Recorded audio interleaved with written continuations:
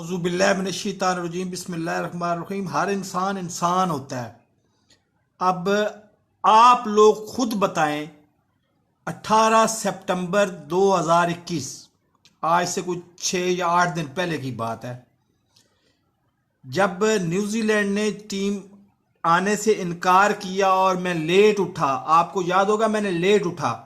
मैंने खबर पढ़ी, नीचे एक तरफ ताहिर अशरफी और एक तरफ गुलाम महमूद डोगर खिताब कर रहे थे। ये खबर मैंने बाद में ब्रेक की, लेकिन मैंने पहले बता दिया कि ये सारी की सारी इंडिया मीडिया की कारस्तानी है। इंडिया मीडिया काफी अरसा से बाजी हार रहा था, उस दिन वो जीत गया।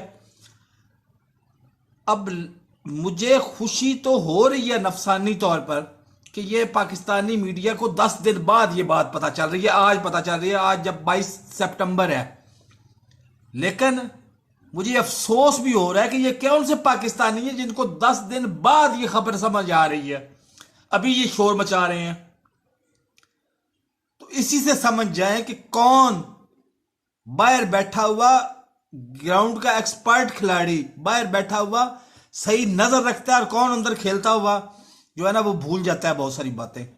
तो मेरे इस चैनल को सब्सक्राइब आप तो कर लें, सुर्ख बटन को पुश करें और साथ लगे बेल आइकॉन को दबा के ऑल नोटिफिकेशन को ऑन कर दें। अल्लाह हाफिज।